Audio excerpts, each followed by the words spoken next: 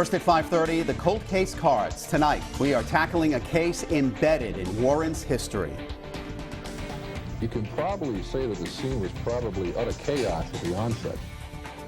Amon Jamiel was shot and killed in his shower back in 1978. The killing shocked Warren and the state. To bring in new leads in this case that has eluded investigators, detectives added it to a deck of cold case playing cards. Each card highlights an unsolved homicide or missing persons case in Rhode Island. And tonight, Eyewitness News reporter Steve Nielsen goes back in time to search for an answer so many have waited for. If you're from Rhode Island, you likely know the name, and you likely know a lot of the details about what happened. Now you can help put an end to the mystery. Amon Jamiel, the king of spades. They ran Warren. A very important family. Law offices, shoe stores, children's clothing and tax services. The Jamiels were a household name in the East Bay, Rhode Island town. Of 13 siblings, Amon Jamiel was the oldest. Amon was generally regarded as the unofficial mayor of town. Yes. So what happened on March 19th, 1978, or more specifically, who made it happen? It was an emotional death. The murder of Amon Jamiel might begin months before the trigger was pulled, when he went to police to say money was missing from his store, the House of a Million Things. I'm talking about large amounts of money, hundreds of dollars, and even maybe thousands of dollars. Projectiles in the body. Former Providence Journal reporter Wayne Worcester covered every step of the investigation. He dug through his old files with me. It was a crime of passion. 6 days before Amon's death, someone set his business on fire. 2 grand juries and dozens of interviews would reveal a gun wasn't found in the burnt remains. A .32 caliber Harrington Richardson revolver was missing from the store's sales inventory. The belief was that it was stolen. A week later, the testimony reveals Amon's wife Marcelle and their son Jonathan went to dinner in Newport. They came back to horror. Help me, please. Hey, would you bring somebody to 33 Miller Street, please? 33 Miller? Yeah. What's the problem? I'll come, please. Hurry up. Jamiel was shot to death on March 19th. Former Channel 12 investigator Jack White re-examined the murder in 1988. His body was found in the shower. The water was still running. The old files reveal his wife said the water was still steaming. No gun, no fingerprints, and no sign of forced entry. The autopsy would reveal 11 shots were fired. Police believe the gun was likely that .32 stolen from his store. The gun didn't hold 11 bullets, though. It meant that somebody had to stand there and reload while Amon Jamiel was dying, which is pretty cruel and very cold. That night, the investigation to find the killer took an unexpected hit. You can probably say that the scene was probably utter chaos at the onset. They made the rather fatal mistake of not posting a guard on the murder scene, on the second floor bathroom overnight. Marcelle cleaned the crime scene. When they showed up the following morning, the room was spick and span. It may have held the evidence that has eluded them for a decade. And the murder weapon was never found. Charges were never filed. Yes, it has dried up. Current Warren Deputy Chief Roy Borges says they need more to put it all together. Looked at every possible scenario that could have happened. We spoke to different people around the community, the neighbors. I think it'll only be solved if somebody comes forward. Somebody who can finally solve a 41-year-old mystery. Do you know who killed Amon Jamiel? Call 1-877-RI-SOLVE or go to our website, WPRI.com, to learn more about this investigation and all of the others we've covered so far in this series. I'm Steve Nielsen, Eyewitness News.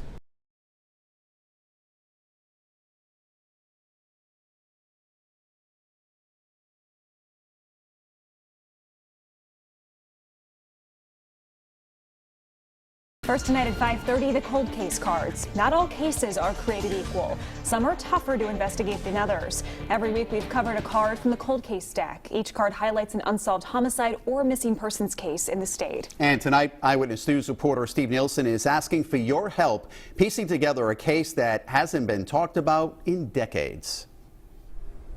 There's a lot we don't know about Carol. She could have been a sweet girl in the wrong place at the wrong time, but we just don't know. For the last 6 months, I have been working behind the scenes to uncover everything I can about her life and her death, and we're now finally starting to get some answers. Here's our update. Carol Lothamer, the Ace of Diamonds. She was killed 44 years ago. Let's start with the card. August 24th, 1975. Carol Lothamer's badly beaten and decomposing body was found in a recreation area called Carr Point. This spot on the west shore of Portsmouth is closed off to the public, an old strip of land run by Naval Station Newport. The card reveals detectives know she was last seen at the bars in Newport just a few days before, but that's it. The case is being investigated by NCIS, the Naval Criminal Investigative Service. After multiple email exchanges, no one has been made available to be interviewed about this case. So, Eyewitness News requested the investigative files in the decades-old murder.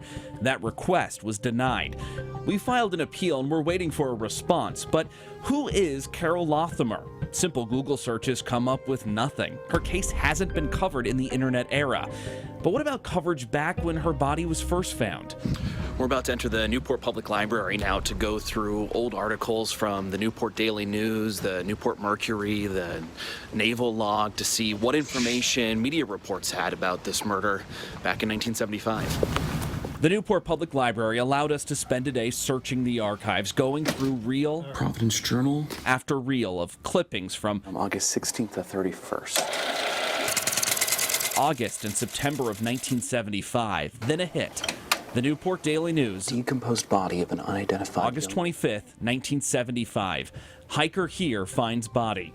A brief 3-paragraph article. The only new detail, Carol was wearing a bikini. And then the next day, girl slain, says FBI. The FBI today. The article says she was hit in the head and was from Richmond, Indiana. That was our first real lead on Carol's life. The Palladium Item, the newspaper in Richmond, reveals Carol was only 19. She moved to Middletown less than a year before her death to manage a motel. She wanted to be a beautician. But then, someone killed her and left her dead in a bikini in the brush. We have made countless phone calls to try to learn more about her, from the church she went to growing up to the cemetery she's buried in, to try to connect to her family, but we haven't succeeded. So we turn to you. Do you have any information about Carol's life? Send it to us at reportit@WPRI.com. And if you have any information that might help lead investigators to her killer, contact NCIS at 1-877-RI-SOLVE. I'm Steve Nielsen, Eyewitness News.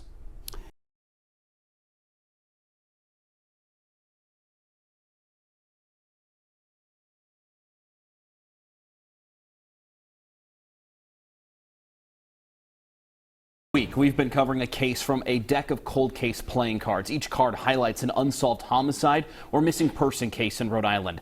But tonight we're putting away the cards and walking into the medical examiner's office to see how new technology can only help.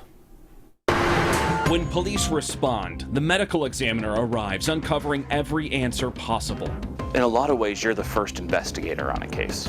We practically start our investigation at the same time as police start. Rhode Island medical examiner Alexander Cherkoff said whether it's a homicide or a future cold case, their job is to make everything available to police. We give them material to build the case. As Eyewitness News has uncovered, cold case investigating is heating up in Rhode Island with a new task force and DNA technology. Cherkoff says they keep every piece of evidence just in case. We keep evidence of homicide which was performed before World War II.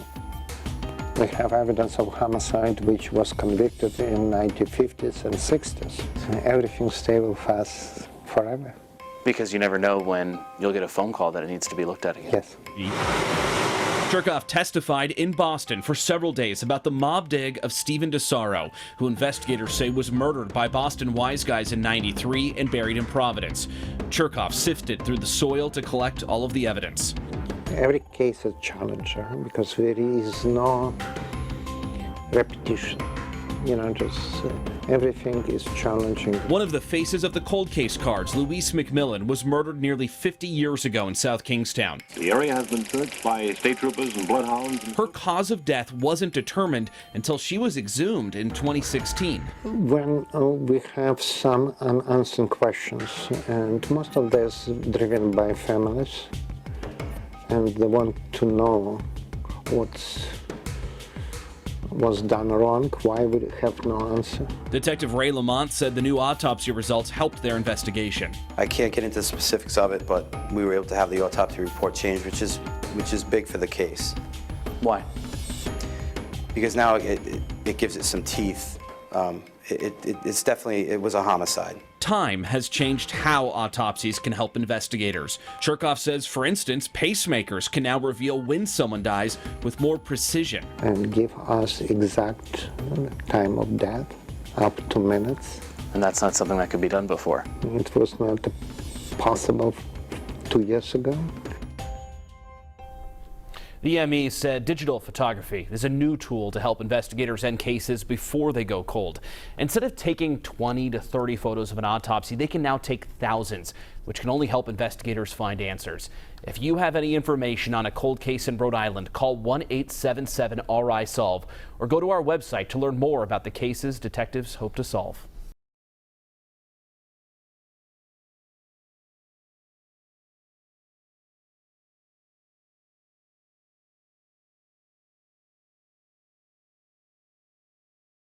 Now at 5:30, the cold case cards. After finishing his taxes, a well-liked Pawtucket man was murdered in 2012. There was confusion as to what had happened because he didn't have any known enemies that they thought would have done something like this. Several eyewitnesses saw Richard Cruz stabbed, but the case has gone unsolved. To bring in more leads, Pawtucket detectives added this investigation to a deck of cold case playing cards. Each card highlights an unsolved homicide or missing person case in Rhode Island. And tonight, Eyewitness News reporter Steve Nielsen reveals what detectives need to end the search for answers. If there were just more streetlights, if the weather was a little nicer, if the eyewitnesses looked just a little sooner, maybe this case would have been solved. Instead, his face is on a card. Richard Cruz, the 3 of clubs. After the January sun set, the temperature dropped. The cold temperature, I think, kept people that would normally be walking around the downtown area, kept them inside. Except for Richard Cruz. In 2012, he just finished up his taxes in downtown Pawtucket and was headed home. He walked up to this traffic island along the river, and there was somebody else there. Pawtucket Detective Ray Doran says they got into an argument. Do you know what happened in that argument? We don't know. Some of the students at the Sawyer School at the time had heard the argument outside, took a peek outside real quick. The Sawyer School is now closed, but the 2nd and 3rd story windows have a clear opening to the traffic island. It was just so dark, though. Because of the lighting, they could tell there was 2 people there, but they couldn't give me any other features on it. No description of the person.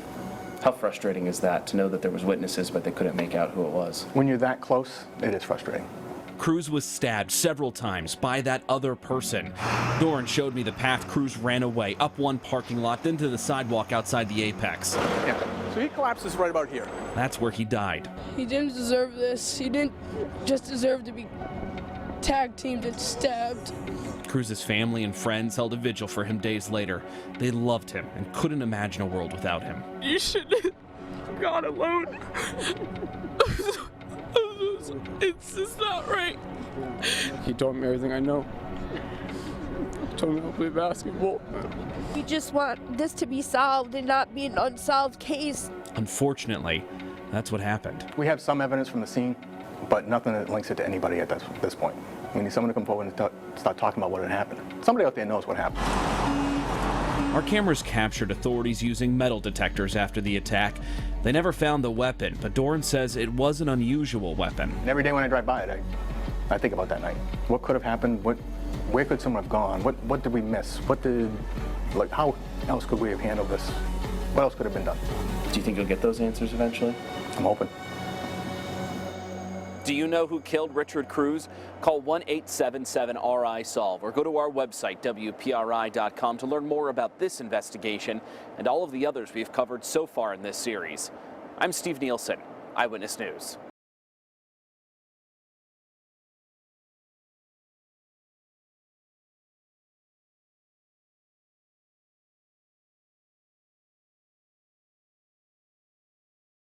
Now the cold case cards. Jocelyn McCready was a mother of 2 with a 3rd on the way when her body was found.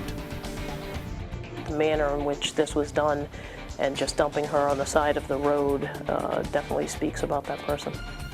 The 19-year-old from Roxbury had no connection to Pawtucket, and the case has been challenging to solve for nearly 25 years. To bring in new leads, detectives added the investigation to a deck of cold case playing cards. Each card highlights an unsolved homicide or missing person case in Rhode Island. Tonight, we learned there is still evidence waiting to be re-examined in this case, and the family is eager for answers. Jocelyn McCready, the 8 of clubs. 1995, two Providence Journal drivers were handing out the day's paper before the sun rose when one of them saw something on a Pawtucket road. It was a blue tarp rolled up, out of place to say the least. They took a look at the tarp and they were very concerned when they kind of nudged it that it may have been a human body. It was. Pawtucket police say the woman was dropped onto Grand Avenue and left there. Our archives reveal she was strangled. Perhaps someone, got off the highway, decided on the closest side street to dump her off and flee. The autopsy revealed even more devastating news. She was 4.5 months pregnant at the time. It would take weeks before Jocelyn McCready was identified, a 19-year-old mother of 2 from Roxbury. She was the sweetest.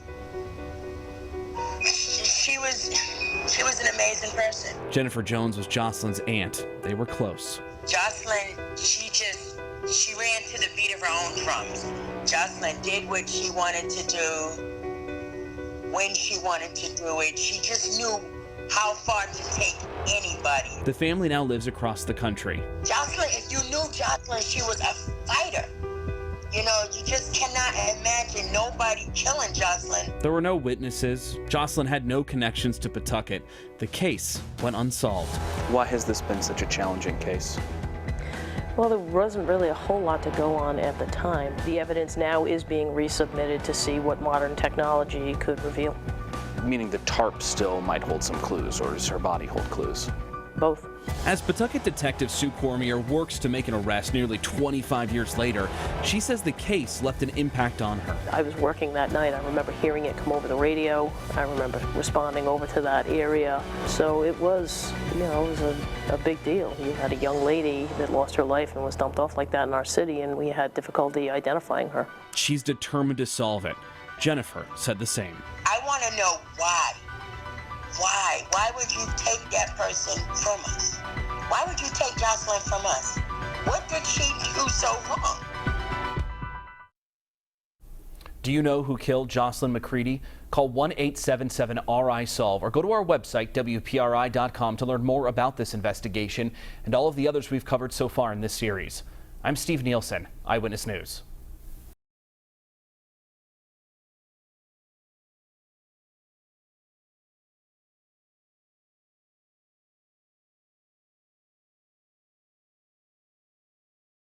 Tonight, the cold case cards. We revisit the murder of Dawn Shippey and the children she left behind. This person, I feel like, is alone living with all this burden. I couldn't even imagine the weight. Dawn was a young mother when she was killed. Her 3 kids struggled for years to overcome the grief. Last year, detectives added the investigation to a deck of cold case playing cards. Each card highlights an unsolved homicide or missing person case. Tonight, Steve Nielsen looks back at a case we explored earlier this year and learns about grief and forgiveness. These siblings have been through the unimaginable, not just losing their mother, but the life they lived without her by their side. They're sharing their story tonight because they believe it can bring hope to those struggling to find any. Dawn Shippey, the 6 of diamonds.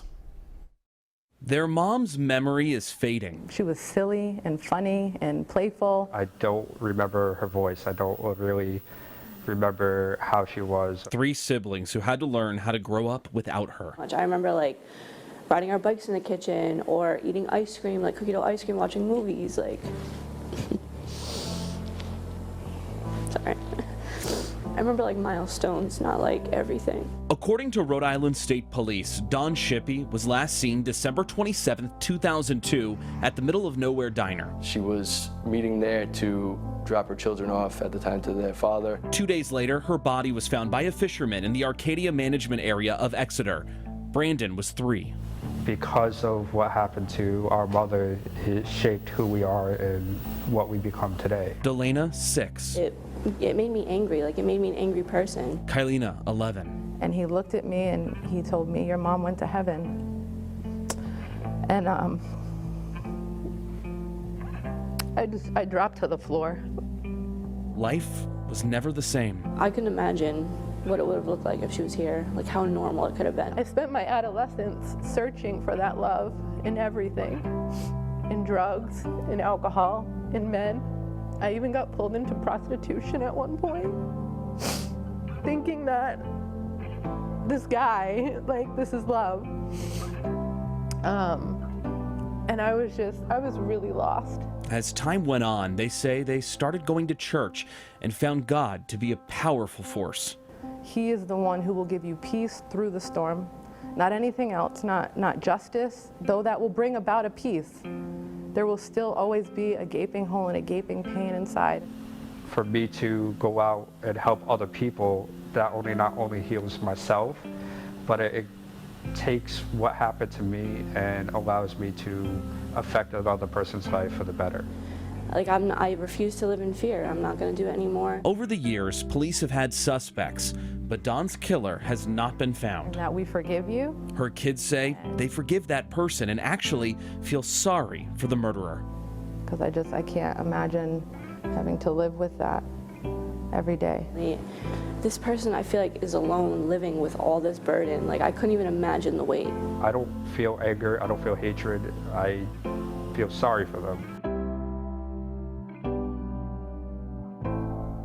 Rhode Island State Police are still looking for that person. If you know who killed Dawn Shippey, call 1-877-RI-SOLVE or go to our website, WPRI.com, to learn more about this case and all of the other investigations we've covered so far in this series. I'm Steve Nielsen, Eyewitness News.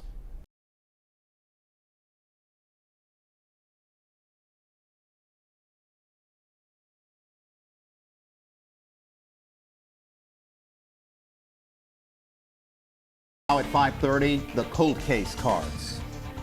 It didn't have to go down like this. There's so many other ways it could have happened. Thomas Greg Morton was shot in his Exeter driveway in 1991. His body was then dragged into his home and set on fire. To bring in new leads, detectives added the case to a deck of cold case playing cards. Each card highlights an unsolved homicide or missing person case in Rhode Island. Tonight, I sit down with Greg's siblings who just want to know who pulled the trigger. Thomas Greg Morton, the 9 of spades. Thomas Morton, or Greg as everyone called him, was entertaining. As soon as he came, the party seemed to pick up all the time, so. Life of the party. Life of the party, yeah. And he was the best gift giver. He gave me my first football. I still have it. He just always bought these special gifts, and so it was important to us, it was important to me, like that Christmas, to buy him something special. Greg's siblings went shopping for their annual Christmas Eve party in 1990. So I picked out a sweater, and then he didn't show, so I didn't have a chance to give it to him then. It was a little strange for him not to come, but Renee was eventually able to give her brother that sweater a few weeks later. I guess he liked it.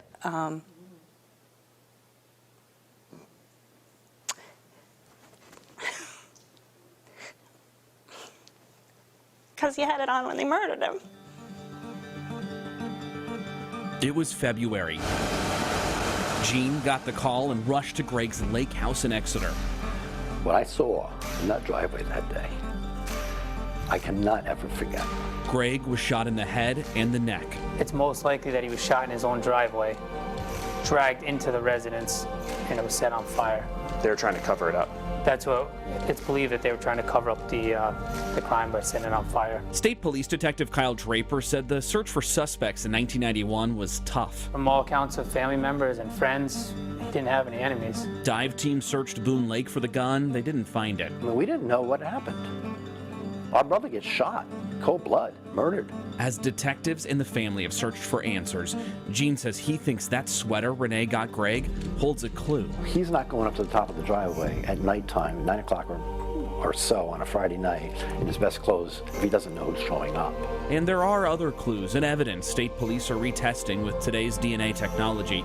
Plus, there's still fresh tips. We still have some more leads we're going to be tracking down in the next few weeks. The siblings remain hopeful because the pain hasn't gone away. They talk about people passing, or you lost someone. You didn't lose anybody. Somebody took them from you, murdered them, and then they go on with their life. Do you know who killed Thomas Greg Morton? Call 1-877-RI-SOLVE or go to our website, WPRI.com, to learn more about this investigation and all of the other cases we've covered so far in this series.